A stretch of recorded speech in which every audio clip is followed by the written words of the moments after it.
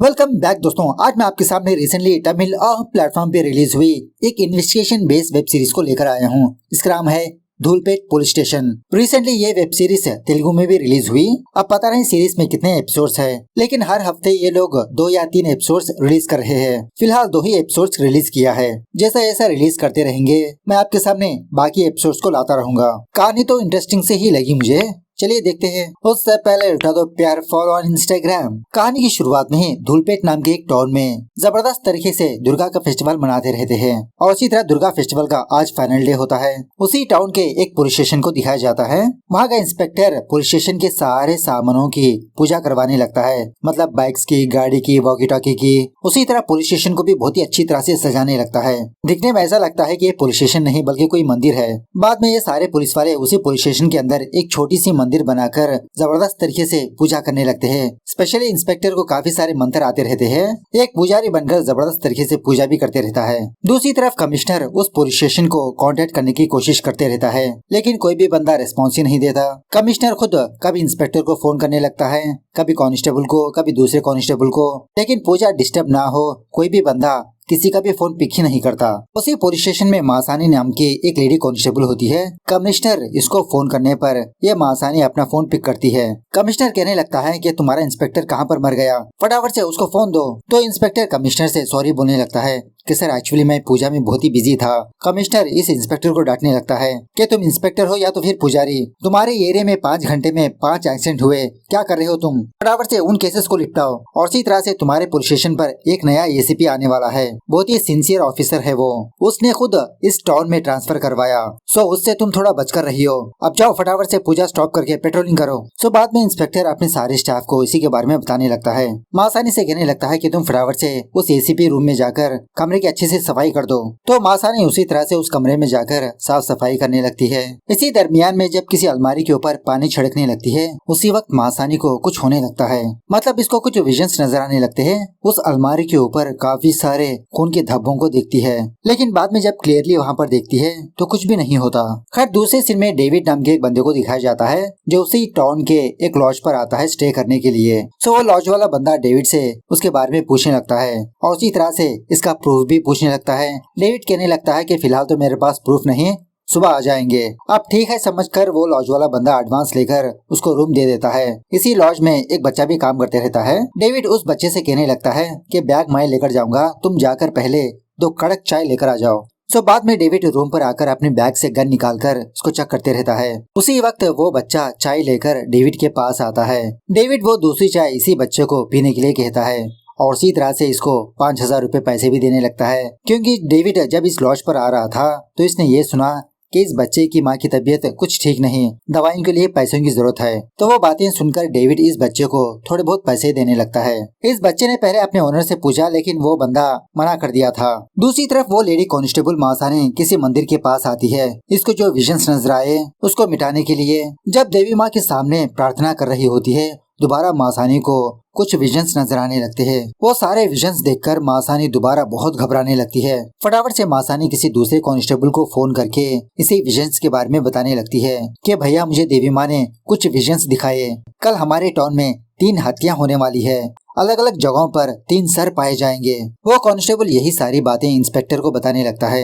Inspector भी ये सुनने के बाद बहुत डरने लगता है कि पहले से हमारे शहर में नया एसीपी आने वाला है और ऊपर से ये घटनाएं होने वाली है। अगर मासानी ने कहा तो जरूर सच होगा, लेकिन बाद में इंस्पेक्टर इन सारी बातों को लाइट लेने लगता है। था ऐसे थोड़ी होता है। दूसरी तरफ वो डेविड अपनी गन लेकर ऑटो में बैठकर कहीं पर जाने लगता है। अब उसी किसी रास्ते में कुछ पुलिस वाले पेट्रोलिंग करते रहते हैं। डेविड ऑटो वाले से कहने लगता है कि तुम बगल वाली गली से निकाल लो। डेविड को देखकर ऐसा लगता है कि वो किसी की तलाश कर रहा है। खैर सुबह होने के बाद उसी टाउन में रहने वाली चंद्रा नाम की एक औरत को दिखाया जाता है। उस गांव के सारे लोग इस चंद्रा की बहुत ही रेस्पेक्ट करते रहते हैं। फिलहाल तो एक औरत अपने बच्चे को नाम रखने के लिए चंद्रा के पास आती है। उसी वक्त एक बच्चा दौड़ते हुए चंद्रा के पास आकर कहने लगता है कि दीदी उस रत्तम को मार दिया है।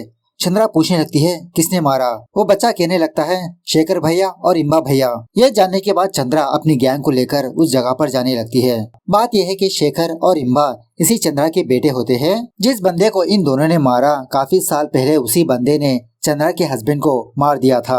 तो ऑलमोस्ट 17 सालों के बाद चंद्रा के बेटे इसका बदला ले लेते हैं, उसका सर काट के। वो सर देखकर चंद्रा बहुत खुश होने लगती है कि अब जाके मेरे कलेजे को ठंडक मिली। वाह बेटा वाह, तुम दोनों ने बहुत ही बेहतरीन सा काम किया है। दूसरी तरफ वो इंस्पेक्टर कांस्टेबल से यही बात कहने लगता है कि कल रात तुमने क्या कहा था कि 3 सर कटने वाले हैं, कहाँ पर हुआ वो? अरे कांस्टेबल, ये सब कुछ इमेजिनरी बातें हैं, लाइट लिया करो। अच्छा हुआ तुमने किसी के साथ शेयर नहीं किया ये बात। उसी वक्त चंद्रा अपने दोनों बेटों के साथ पुलिस स्टेशन पर आती है, कटे हुए सर के साथ। कहने लगती है कि इंस्पेक्टर, उस रत्नम को मेरे दोनों बेटे ने ही मारा, जो FIR लिखना है लिख लो। इस तरह से वो दोनों सरेंडर होने लगते हैं। उसी वक्त वहाँ का MLA अपने आदमियों के साथ पुलिस स्टेशन पर आता है। मतलब चंद्रा के बेटों ने जिस बंदे को मारा वो इसी MLA का आदमी होता है, इसके पास छुपा बैठा था इतने सालों तक। अब दोनों ग्रुप्स के बीच जबरदस्त तरीके से फाइट होने लगती है। पुलिस वाले बहुत ही मुश्किल से इन दोनों ग्रुप्स को कंट्रोल करने लगते हैं। वो MLA इंस्पेक्टर से कहने लगता है कि इंस्पेक्टर, उन दोनों को मेरे हवाले कर दो,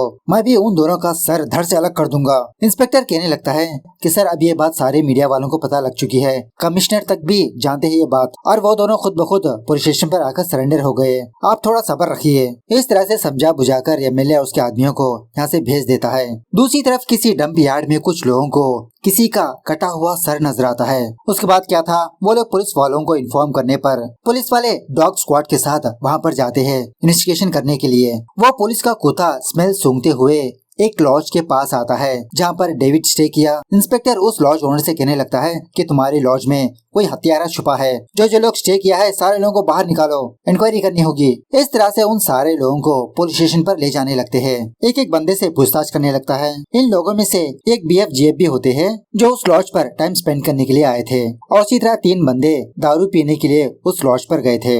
इनमें से एक स्टूडेंट लड़की भी होती है जो यहाँ पर एग्जाम लिखने के लिए आई होती है। तो इसी दरमियान में इंस्पेक्टर की नजर उस डेविड पर पड़ती है। इंस्पेक्टर इस डेविड पर ही शक करने लगता है क्योंकि ये डेविड तो यहाँ का रहने वाला नहीं है, कहीं दूसरी जगह से आया है। इसका ID प्रूफ वगैरह पूछने पर कुछ भी नहीं होता। फटाफट से इस डेविड को लॉकअप में बंद कर देता है। उसी वक्त इस पुलिस स्टेशन को एक फैक्स आता है। इसी से पुलिस वालों को ये बात पता चलती है कि ये डेविड ही ACP है।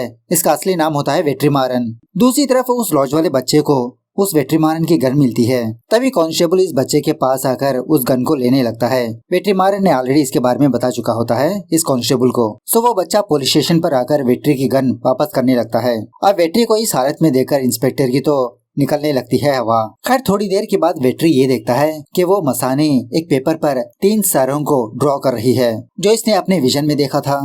मासानी से पूछने पर कहने लगती है कि सर, मैं बस ऐसे ही ड्रॉ कर रही हूँ, बस ये 3 सर मेरे विजन में आए थे। वेट्री इस चीज पर इतना तवज्जो नहीं देता।